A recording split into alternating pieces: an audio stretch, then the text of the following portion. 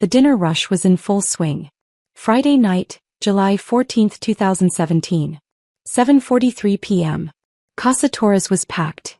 Every table full, a wait list of 20 people in the lobby. The smell of garlic, cilantro and sizzling carne asada filled the air. Mariachi music played softly in the background. This was my father's pride and joy, the restaurant he'd built from nothing 30 years ago. And I was about to ruin his perfect night. I'd been working the line for 6 hours straight. My station was pasta and seafood.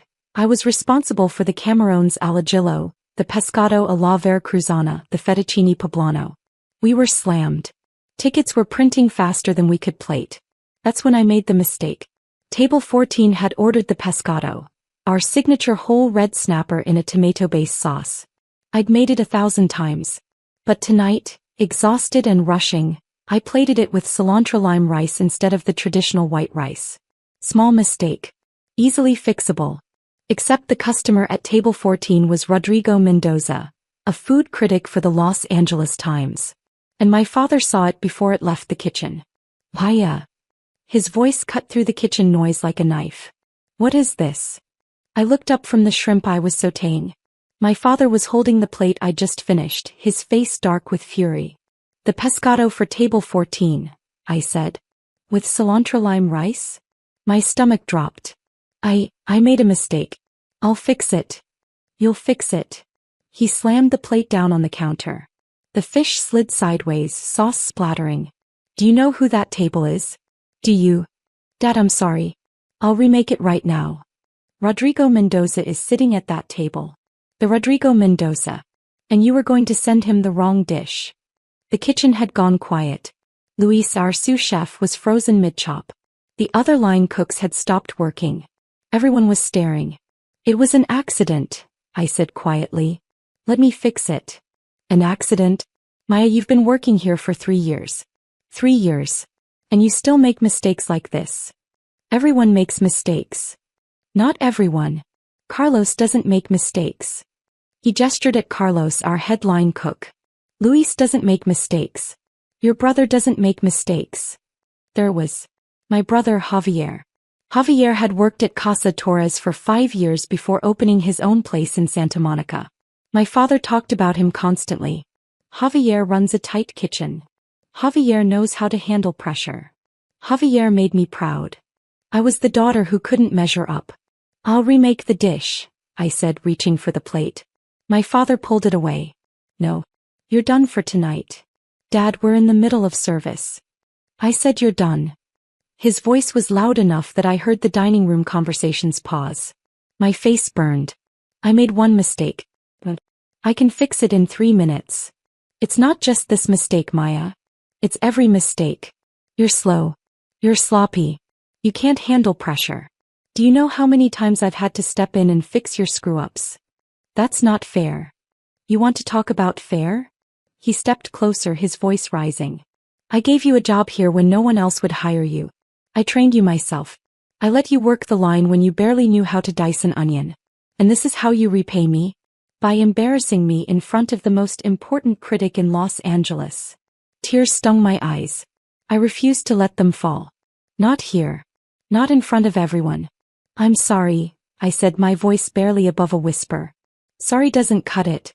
You know what your problem is, Maya? You don't have what it takes. You're not cut out for this business. I don't know why I thought you could be. The kitchen was dead silent. 40 customers in the dining room could probably hear every word. Get out, my father said. What? Get out. You're fired. Take off your apron and leave. I stared at him.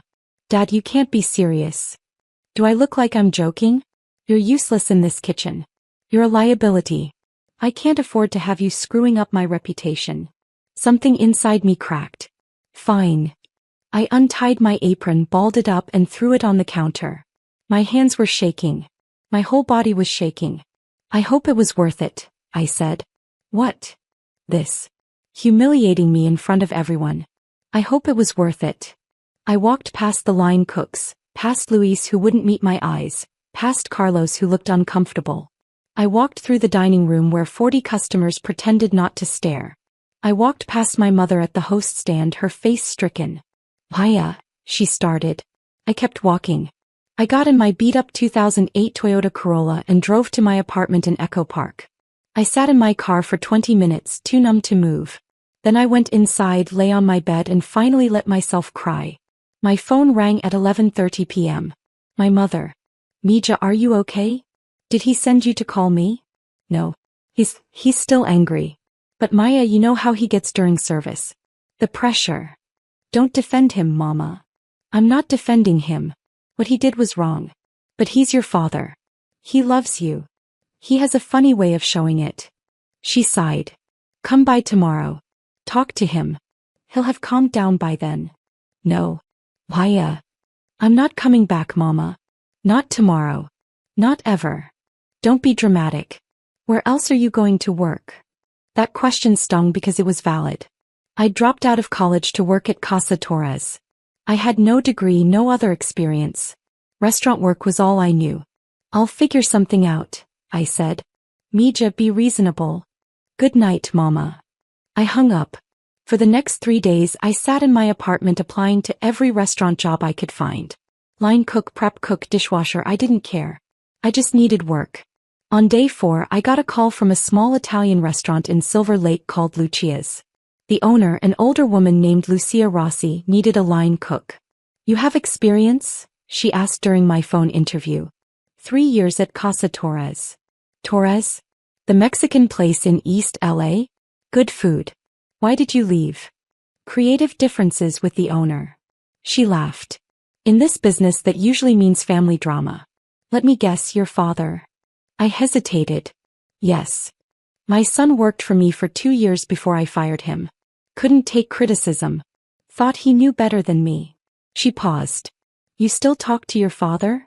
No. Good. Family and business don't mix. When can you start? I started at Lucia's the next Monday. The pay was terrible, $14 an hour, barely enough to cover rent. The kitchen was tiny, the equipment ancient. We did maybe 50 covers on a good night. But Lucia was a brilliant chef. She trained in Italy, worked in Michelin-starred restaurants in Rome and Florence. She taught me things my father never had. Proper technique, flavor balance, how to build a dish from the ground up. Your knife skills are sloppy, she told me on day 2. Who taught you to chop like that? My father. Well, he taught you wrong. Watch. She showed me the proper way to hold a knife, how to use the knuckles as a guide, how to develop rhythm and speed without sacrificing precision. Within 2 months, my knife work was twice as fast and infinitely cleaner. He taught me about pasta, real pasta made from scratch. How to feel the dough, how to know when it's ready, how to cut it, dry it, cook it perfectly. She taught me about sauces, about building layers of flavor, about patience. Cooking is not about speed, she said. It's about understanding. Anyone can throw food on a plate quickly. An artist knows when to wait, when to taste, when to adjust. I soaked up everything like a sponge. At night I went home and practiced. I made pasta dough 50 times until I could do it blindfolded. I made sauces, adjusting and tasting until I understood how each ingredient affected the whole. I watched cooking videos, read cookbooks, studied. My father called twice in those first 3 months. I didn't answer. My mother called weekly. Your father wants you to come back. He's willing to give you another chance. I don't want another chance. Maya, pride won't pay your bills. I'm doing fine. You're making $14 an hour. You could be making twice that at Casa Torres. At what cost, Mama? She had no answer to that. After 6 months at Lucia's, I was running the line most nights. Lucia trusted me with her recipes, her techniques, her vision. You're good, she told me one night after service. Really good. You have instincts. Natural talent. Thank you. But you're wasting it here. She gestured around the tiny kitchen. You should be working somewhere bigger. Better. I like it here. I like you here too. But I'm not going to hold you back. When you're ready to move on, you move on. No hard feelings. 3 months later, I got a job at Osteria Mozza in Hollywood. One of Nancy Silverton's restaurants. A real name, a real opportunity. I worked there for a year learning from some of the best chefs in Los Angeles. The pace was brutal, the standards impossibly high. I worked 16-hour days, came home with burns on my arms and cuts on my fingers. I loved every second. But I was learning something else too. I was learning about the business side. How restaurants made money, how they managed inventory, how they priced menus. I paid attention to the managers, asked questions, studied their systems. Because an idea was forming in my head. A dangerous, ambitious, probably stupid idea. I wanted to open my own restaurant. I started saving every penny. I lived on rice and beans, worked double shifts, picked up extra hours wherever I could. In 18 months I'd saved $23,000. Not nearly enough to open a restaurant, but enough to start. I met Roberto Chin during a pop-up dinner event in downtown LA. He was a businessman and investor who specialized in restaurant ventures. We got talking after I'd cooked a 5-course tasting menu for his table. This sea base, he said, pointing at his empty plate. Where did you train? Osteria Mozza. Before that, Lucia's. Before that, my father's restaurant. Your father's restaurant? Casa Torres in East LA. I know that place. Good food. Traditional. Very traditional. But you're doing something different. This sea base, it's Mexican ingredients with Italian technique. Fusion but thoughtful. Not gimmicky. That's exactly what I'm trying to do. We talked for 2 hours. I told him about my idea. A restaurant that blended my Mexican heritage with the Italian techniques I'd learned. Elevated but accessible. High quality but not pretentious. How much do you have saved? He asked.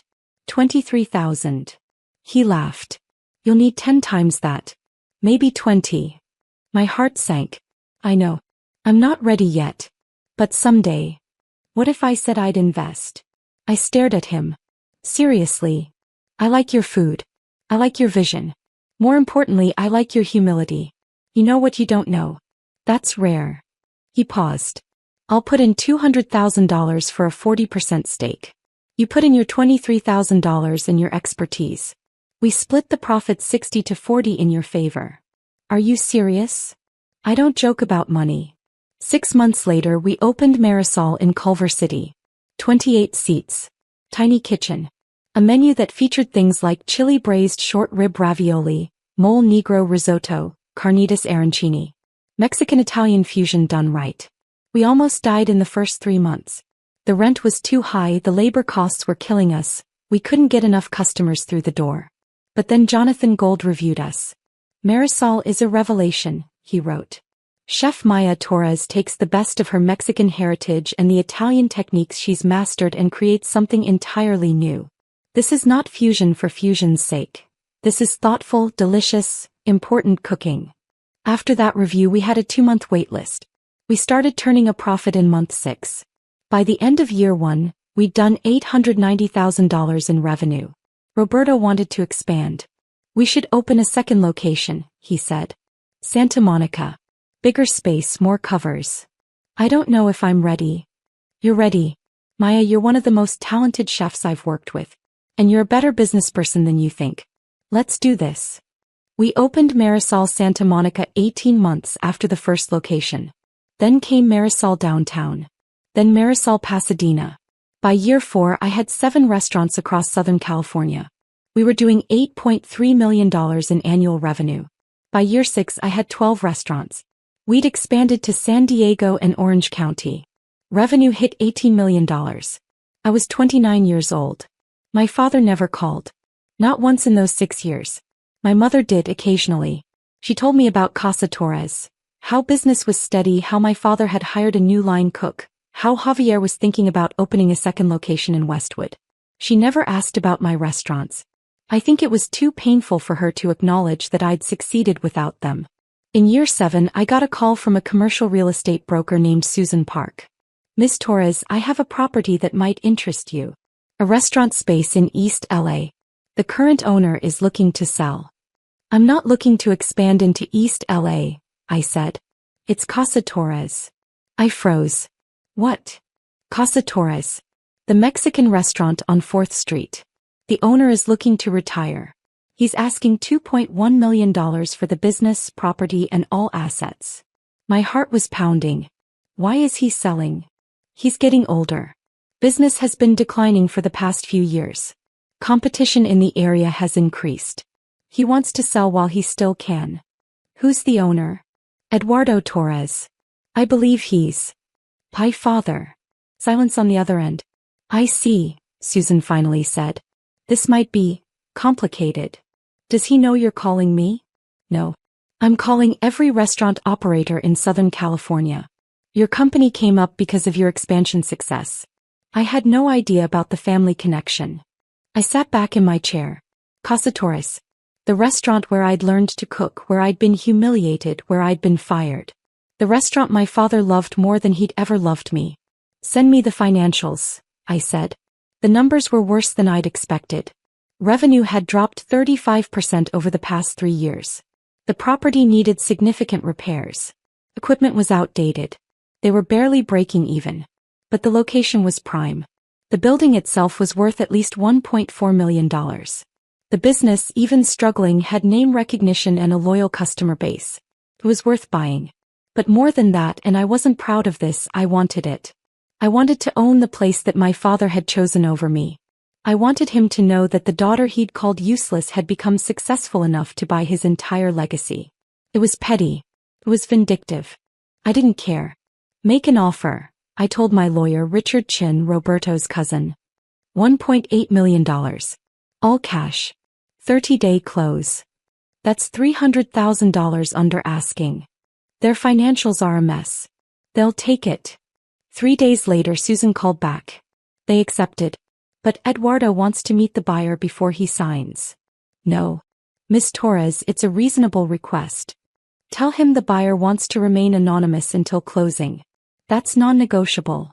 She sighed. I'll try. My father pushed back. He wanted to know who was buying his restaurant, wanted to meet them, wanted assurances they'd maintain his legacy. I held firm. Anonymous buyer or no deal. Finally, his lawyer convinced him. Eduardo, you're in no position to be picky. You have one serious offer. Take it. The closing was scheduled for October 23, 2024. 2 p.m. at Richard's office in Century City. I dressed carefully that morning. Black Armani suit. Louboutin heels. My hair pulled back in a sleek bun. I looked like exactly what I was. A successful restaurateur worth $4.7 million on paper. I arrived at Richard's office at 1:45 p.m.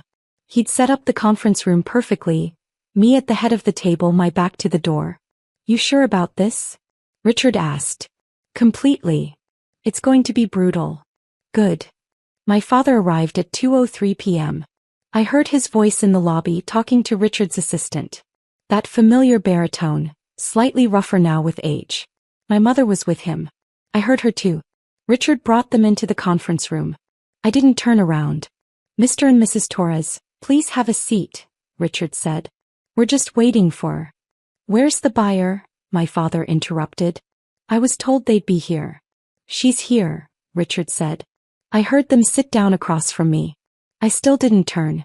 These are the closing documents, Richard continued, laying papers on the table. We've structured this as an asset sale. Ms. Torres is purchasing the business, the property, all equipment and inventory, the Casa Torres name and trademark. Wait, my father said. Ms. Torres? The buyer is a woman. Yes. Who is she? What's her background? What are her plans for the restaurant? Richard looked at me. I nodded slightly. I turned around. The look on my father's face was worth every penny of that $1.8 million. His mouth fell open. His face went white, then red, then white again. His hands gripped the edge of the table. My mother gasped. Hello, Papa. Mama. My father tried to speak. No words came out. You're buying Casa Torres? My mother finally managed. I am. But, how? Where did you get? She looked around the conference room at the expensive furniture, at Richard in his $3,000 suit. I don't understand. Ms. Torres owns and operates 12 restaurants across Southern California, Richard said smoothly. Annual revenue of approximately $18 million. She's purchasing Casa Torres through her company Marisol Restaurant Group. My father found his voice. 12 restaurants. 12, I confirmed. That's impossible. You were working at that Italian place making $14 an hour. That was 7 years ago, Papa. Things change. He stared at me like I was speaking a foreign language. You own 12 restaurants. I do.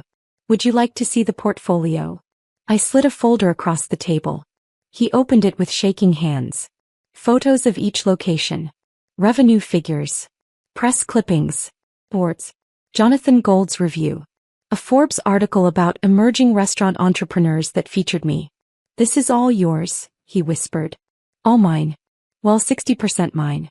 My investor owns 40%. But you couldn't handle Casa Torres. You couldn't handle the pressure." "I couldn't handle you," I corrected. "There's a difference." Silence. My mother was crying silently. My father looked like he might be sick. "Why?" he finally asked. "Why are you buying my restaurant?" "Because it's a good investment. Prime location, recognizable name, established customer base.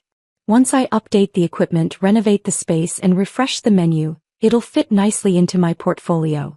"Refresh the menu?" His voice rose. "That menu has been the same for 30 years. It's tradition. It's our family's recipes. It's outdated. Your revenue is down 35%, Papa. You're barely breaking even. The menu needs modernization. You can't change it. I won't let you. You won't have a choice," I said calmly. "Once we close, it's my restaurant. My menu. My decisions." He stood up abruptly. "I'm not selling. Not to you." "Sit down, Papa." "Eduardo," his lawyer said quietly. "You already accepted the offer. We're here to close." "I don't care. I won't sell to her. Not after what she—" He stopped, seeming to realize how absurd that sounded. "After what what?" I asked. "Please finish that sentence." He said nothing. "You won't sell to me after I left? After you fired me in front of 40 customers and called me useless?" I leaned forward. "Or maybe you won't sell to me because it's humiliating. Because the daughter you thought was a failure is successful enough to buy your entire legacy with cash." "Maya," my mother said softly. "Please. Please what, Mama? Please let this go? Please pretend the last 7 years didn't happen? Please pretend he didn't destroy me that night." "I was angry," my father said. "You made a mistake during the most important service we'd had in months." "I made one mistake. And you didn't just correct me. You didn't just take me off the line. You humiliated me. You called me useless in front of the entire staff. In front of customers. You fired me like I was nothing. You were sloppy. I was learning." My voice cracked. "I was 22 years old, working my first real kitchen job, and you expected perfection. You compared me to Javier constantly. Nothing I did was ever good enough. Your brother was better. My brother had your patience, your mentorship, your support. He got second chances, third chances, 100 chances. I got fired for one mistake." The room was silent except for my mother's quiet crying. I took a breath, forcing myself calm. "But you were right about one thing." "What?" "I wasn't cut out to work for you. I was cut out to do this." I gestured around the room. "Build my own empire. Make my own success. And I have 12 restaurants, Papa. 18 million in revenue. I'm more successful than you ever were." That landed like a punch. He actually flinched. "So yes," I continued, "I'm buying Casa Torres. And you have 2 choices. Sign the papers and walk away with $1.8 million. Or refuse to sell, watch your business continue to fail, and eventually lose everything anyway." His lawyer leaned over and whispered urgently in his ear.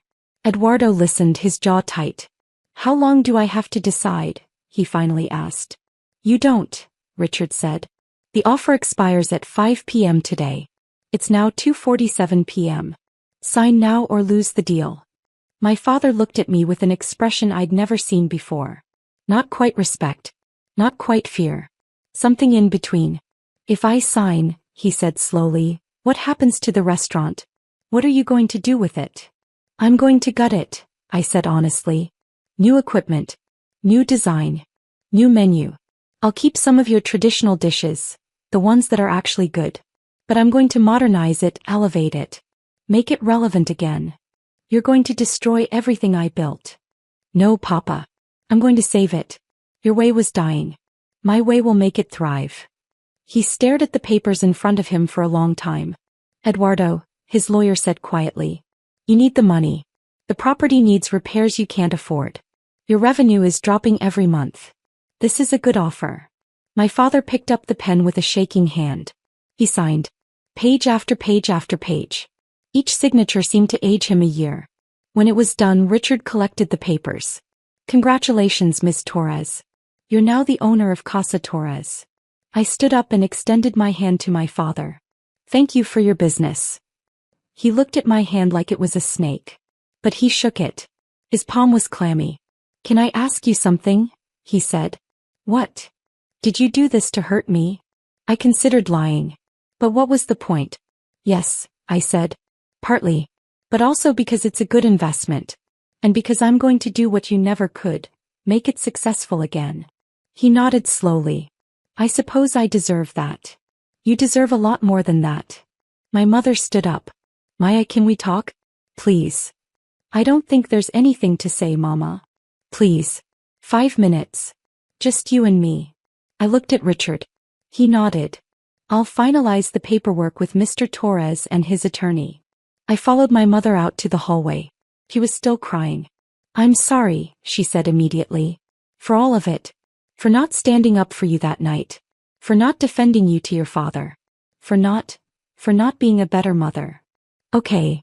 Is that all you can say? Okay. What do you want me to say, Mama? That it's fine? That I forgive you? I don't. Not yet. What can I do? Nothing. There's nothing you can do. The damage is done. You're my daughter. Then you should have acted like it 7 years ago. I softened slightly. Look, I don't hate you. I'm not trying to hurt you. But I'm also not going to pretend everything is fine. You stood by and watched him destroy me. You chose him over me. That's not something I can just forget. I was scared, she whispered. Your father, when he gets angry.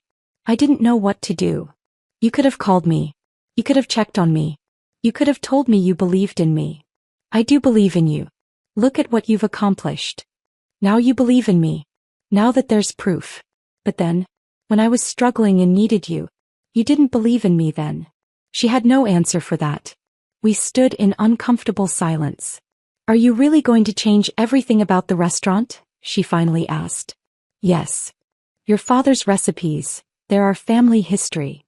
Then maybe you should have treated me like family when it mattered. She flinched. That's cruel. Is it? Is it more cruel than watching your husband fire your daughter and saying nothing? Than choosing his pride over her well-being? I was in an impossible position. No, Mama. You were in an uncomfortable position. There's a difference. I turned to go back into the conference room. Will we ever be okay again? She asked. I paused. I don't know. Maybe. But it's going to take a lot more than apologies. Inside, the paperwork was finished. My father was standing by the window staring out at the city. His lawyer was packing up. We're done here, Richard said. The property is officially yours, Miss Torres. Thank you, Richard. My father turned around. I have one request. What? Let me stay on for 30 days. To help with the transition. To train your staff on the recipes. No. Maya, please. Those recipes are 30 years of work. My mother's recipes, my grandmother's. I have your recipes, Papa.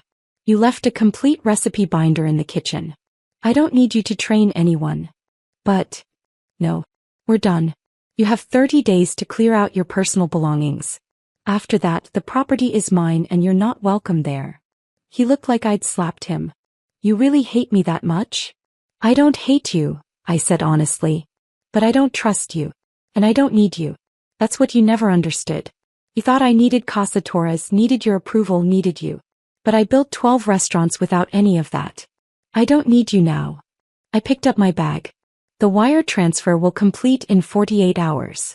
After that, we're done. No more contact unless it's through lawyers. Maya. My mother started. Goodbye, Mama. Papa. I walked out of that conference room with my head high. The renovation of Casa Torres took 4 months. I gutted everything. New kitchen equipment. State-of-the-art everything. New dining room. Modern Mexican aesthetic, warm but upscale. New bar with a serious mezcal program. And a completely new menu. I kept 5 of my father's traditional dishes. The ones that were genuinely good. The mole poblano, the cochinita pibil, the chiles rellenos. But I elevated them. Better ingredients, refined techniques, beautiful plating. The rest of the menu was mine. My vision. Mexican-Italian fusion, the style I'd become known for. Chili braised short rib ravioli. Mole negro risotto. Carnitas arancini. Tequila lime scallops with corn puree. I hired a new staff. Young, hungry cooks who wanted to learn. I paid them well, $18 an hour to start, health insurance, paid time off.